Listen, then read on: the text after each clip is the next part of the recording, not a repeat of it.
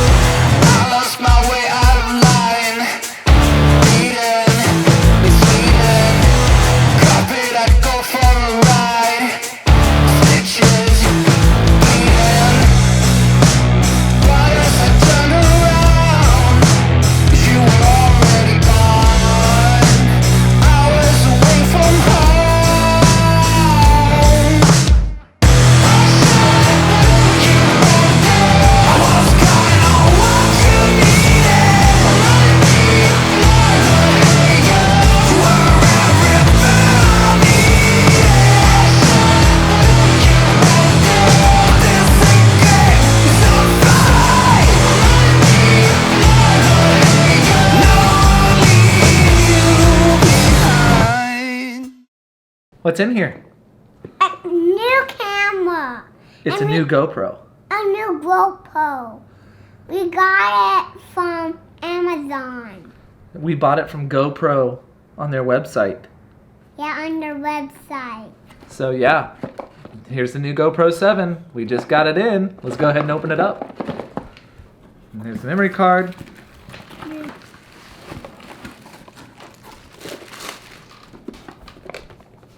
Boom. There she is. Looks like Christmas came early this year. Did you got that from Target? Target does have this. We saw it at Target the other day, and I really wanted it. But I got it from GoPro's website because basically you get this free 64 gigabyte SanDisk Extreme. Ba-bow! There she blows, folks. We'll go ahead and get this charged up. It's dark out now, so we're not really going to be able to do anything with this, but I'm going to go ahead and get it charged up for another day, and we'll come back and show you what we get. Alright guys, so Jeremiah and I are going to pick up some lunch. We're going to Chipotle, so I just figured I'd do like a vlog style test. I have my windows down, so it's pretty noisy in the car, so we'll see how this sounds.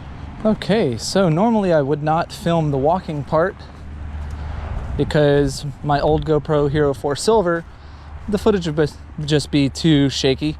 So really I wouldn't use any of the walking footage, but this is a test to see how stable this footage is, and we'll see how it also sounds.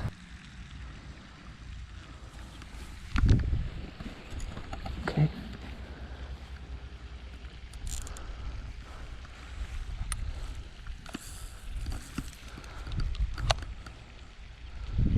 Wow.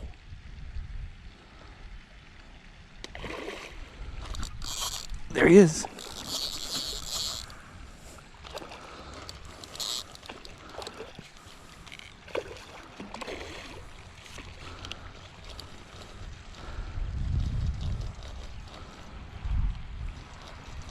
I'd say they were hungry.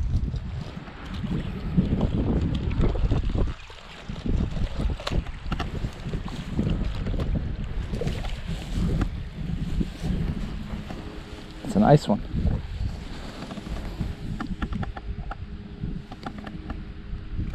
Come on, buddy. Open up.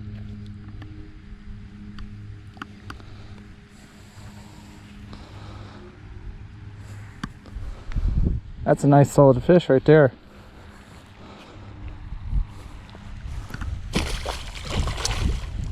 Here he goes. Hold on tight.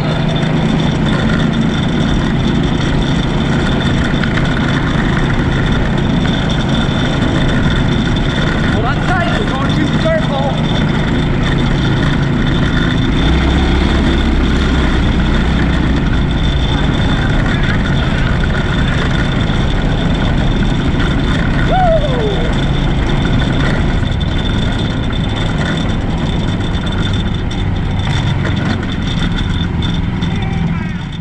Okay, so if you're still watching the video at this point, I'm sure you're interested in checking out some of the settings that I have, so here's what I have. Most of the footage that you're going to see me film in on the GoPro is going to be in 4K 60 and a field of view of wide. I like 4K 60 because it's going to give me the highest resolution with the new Hyper Smooth and give me a little bit of playroom there to slow down the footage. So you know, if you want to shoot at a different resolution, you can also do 2.7K 60, which will lower it a little bit down from 4K, and 1080 60 with Hyper Smooth. Also 1080 at 120 frames per second is going to be awesome because you get standard stabilization.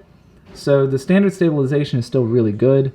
So it's worth mentioning that if you want the higher frame rates of 120 frames per second, I recommend 1080 120. So if I want to do slow-mo myself, that's what I'm going to go in. Otherwise, I'm going to keep mine at 4K 60.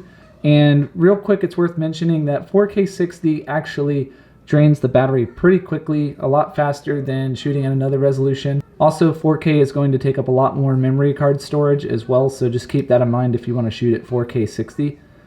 And also worth mentioning, when I opened up my GoPro, it was not in the 16:9 ratio. It was in this weird 4:3 ratio, which I do not have any idea why anybody would want to use that. So if you know, maybe comment down below. But basically, in 4:3, it doesn't take up the full screen. It only shows basically like there's black bars on the sides of the screen.